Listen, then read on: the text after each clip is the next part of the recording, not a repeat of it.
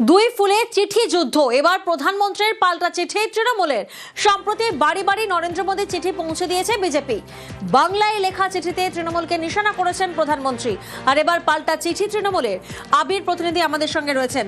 আবির, ভোটের দিনক্ষণ এখনো ঘোষণা হয়নি, তবে তার আগেই আমরা দেখছি একেবারে প্রত্যেক রাজনৈতিক দল তারা কোমর বেঁধে ময়দানে নেমেছে। এবার সরাসরি চিঠি যুদ্ধ।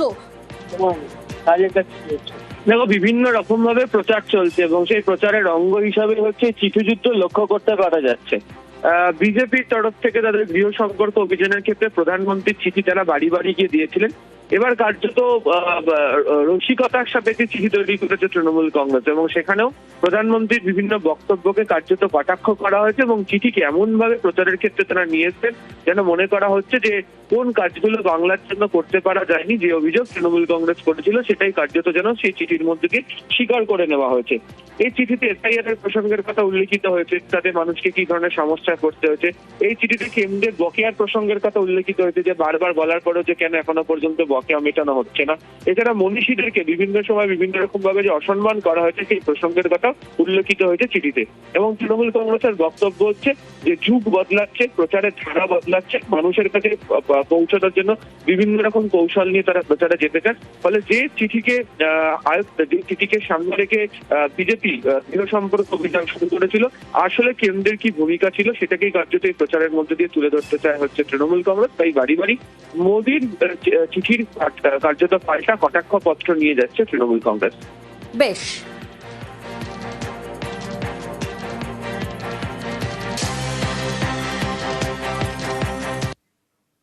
অন্যদিকে ফের তৃণমূলের নিশানায় কমিশন। 4 ব্যর্থতা তুলে ধরে নির্বাচন কমিশনকে আক্রমণ তৃণমূলের।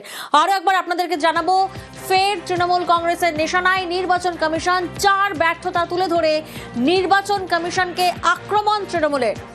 আবির প্রতিনিধি আমাদের সঙ্গে রয়েছেন। আবির, এই 4 ব্যর্থতা মূলত কি কি উল্লেখিত করা হয়েছে?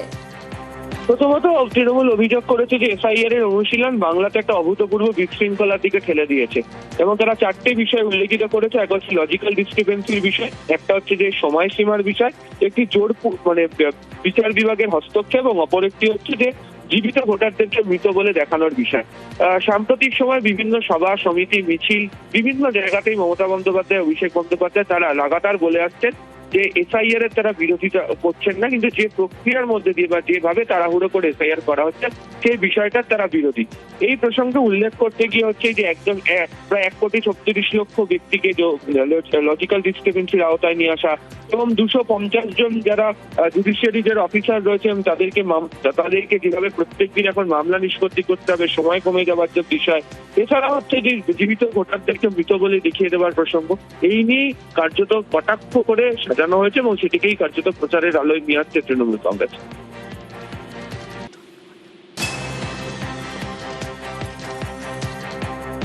আর এর আগেই মুখ্যমন্ত্রী মমতা বন্দ্যোপাধ্যায় তিনি কমিশনকে তোপ দাগেন।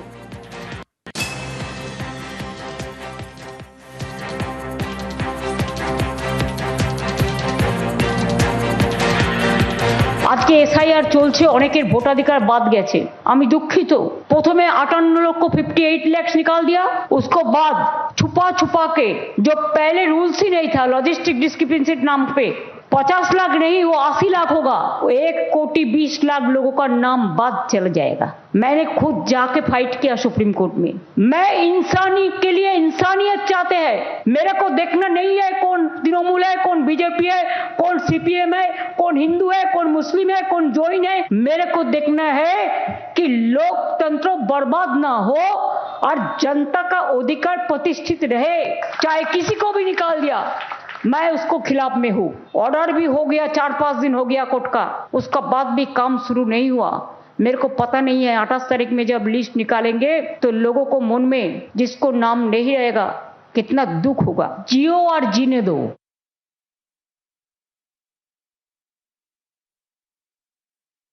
Under the incompetent Chief Election Commissioner Gyanesh Kumar, the Election Commission's Special Intensive Revision has spiraled Bengal into chaos. And the incompetence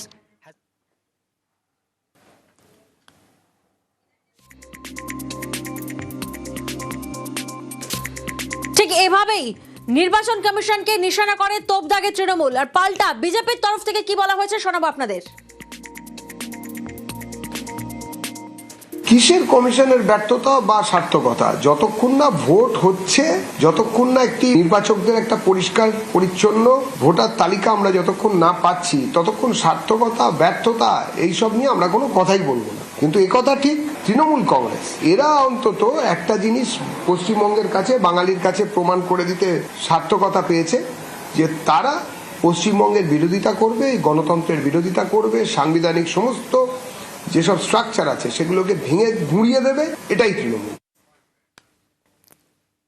অন্যদিকে ভোটের আগে বিজেপির কৌশল বৈঠক, ভোট প্রচার এবং প্রার্থী বাছাই নিয়ে আলোচনা বলে খবর। ন্যাশনাল লাইব্রেরিতে বৈঠক এবং সেই বৈঠকে সুকান্ত মজুমদার, শ্রমিক ভট্টাচার্য।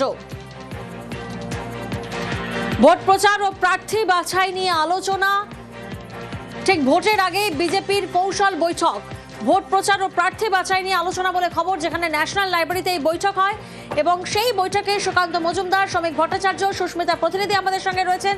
সুস্মিতা, এই বৈঠকে মূলত কোন কোন বিষয় নিয়ে আলোচনা হয়েছে? দেখো, এখনো পর্যন্ত বৈঠক চলছে। মূলত দুটি বিষয় নিয়ে আজকের বৈঠকে আলোচনার সম্ভাবনা বা সূত্র মারফত জানা যাচ্ছে। প্রার্থী তালিকা দিল্লিতে পৌঁছানোর আগে সেই প্রার্থী তালিকা একেবারে চূড়ান্ত করা আজকের এই বৈঠক থেকে এটাই সম্ভাবনাময় কারণ আজকের বৈঠকে। তার পাশাপাশি প্রচার কৌশল কি হতে চলেছে, আগামী দিনে পরিবর্তন যাত্রা এবং পরিবর্তন যাত্রার পরবর্তী সময়টাকে বিজেপি কিভাবে শীর্ষস্থানীয় নেতৃত্বের কাছে তুলে ধরবে এবং তারা সর্বশক্তি দিয়ে ঝাঁপিয়ে পড়বে রাজ্যের মানুষের কাছে, সেই সমস্তটাই আজকের বৈঠক থেকে সিদ্ধান্ত হতে চলেছে বলে বৈঠক সূত্রে খবর। তার পাশাপাশি সবচেয়ে উল্লেখযোগ্য যে আমরা জানি 3 ধাপে বিজেপির যে প্রার্থী তালিকা, খসড়া তালিকা যেটা দিল্লি পর্যন্ত পৌঁছায়, সেই প্রার্থী তালিকা, খসড়া তালিকা ইতিমধ্যেই প্রস্তুত হয়েছে এবং সেই 3 ধাপের খসড়া প্রার্থী তালিকা আজকের এই বৈঠক থেকে গ্রিন সিগন্যাল আসতে পারে বিজেপির কেন্দ্রীয় এবং রাজ্য নেতৃত্বের তরফ থেকে, যেটা দিল্লি পর্যন্ত পৌঁছাবে বলে সূত্র মারফত খবর। আজকের বৈঠক মূলত সেটা নিয়ে এখনো পর্যন্ত বিজেপি সূত্রে এমনটাই জানা যাচ্ছে। গোটা বিষয়টিকে কেন্দ্র করে এখনো বৈঠক চলছে। বৈঠকে এখনো রাজ্য বিজেপির শীর্ষস্থানীয় নেতৃত্বের পাশাপাশি কেন্দ্রীয় বিজেপির শীর্ষস্থানীয় নেতৃত্ব, যারা এ রাজ্যে নির্বাচনী পর্যবেক্ষক কিংবা কেন্দ্রীয় বিজেপির রাজ্যের পর্যবেক্ষক হিসেবে নিযুক্ত রয়েছেন, তারা প্রত্যেকেই এখনো পর্যন্ত উপস্থিত রয়েছেন। বৈঠক এখনো পর্যন্ত চলছে। যারাই বাছাই করে প্রার্থী তালিকার খসড়া আজকে প্রস্তুত করা হচ্ছে, যেটা দিল্লি পর্যন্ত পৌঁছে যাবে এবং সেই নিয়েই আজকের বৈঠকের যাবতীয় আলোচনা হচ্ছে।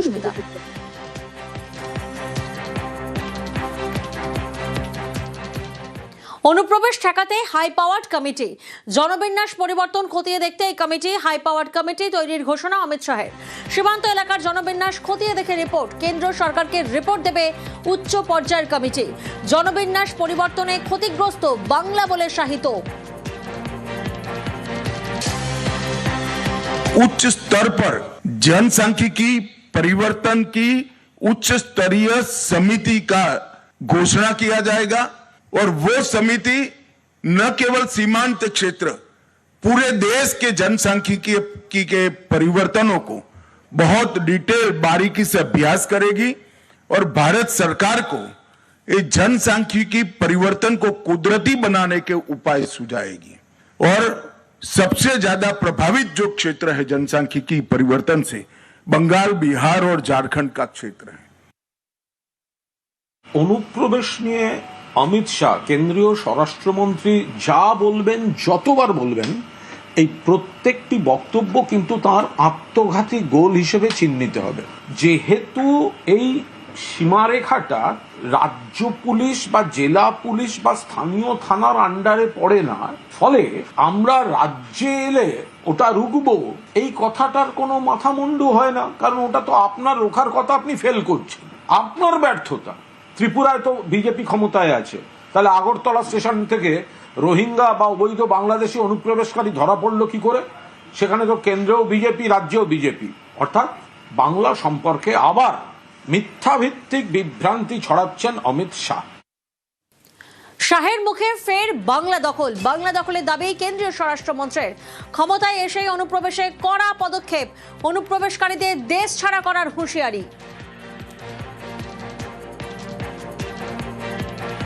बंगाल में भी चुनाव है, मुझे पूरा भरोसा है कि इस बार भारतीय जनता पार्टी की सरकार बनने वाली है। भारतीय जनता पार्टी की सरकार का पहला एजेंडा रहने वाला है कि सीमा पर बाढ़ का काम समाप्त करना और एक एक घुसपैठिए को चुन चुन कर देश के बाहर भेजना। আচ্ছা, অমিত শাহ যে বলছেন পশ্চিমবঙ্গে বিজেপি সরকার গঠন করবেন, এই ফাটা রেকর্ডটা উনি আর কতদিন বাজাবে? কতদিন বাংলায় আসবো? 2021 সালে বললো আবকি বার 200 পার, 77 আটকে গিয়ে এখন 60, 23 বললো জেলা পরিষদ সব নিয়ে নেবো, একটাও জিততে পারেনি। 24 ডেলি প্যাসেঞ্জারি করে বলেছেন বাংলা থেকে নাকি ওনাদের সাংসদ বাড়বে, কমে গেছে।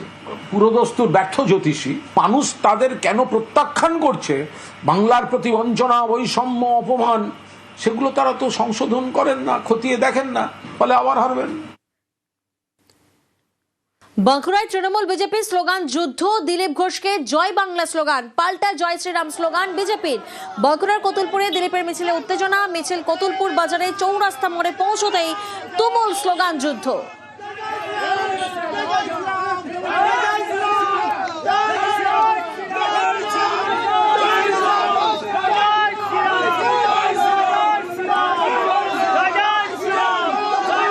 আমাকে দেখলে সবাই উৎসাহিত হয়। টিএমসি লোকেরা কি বলবে? জয় বাংলাই বলবে, আমরা জয় শ্রীরাম বলছি। জয় শ্রীরামের পাল্টা জয় বাংলা। আমি কোনো ধর্মকে হাত করে বলি নাই।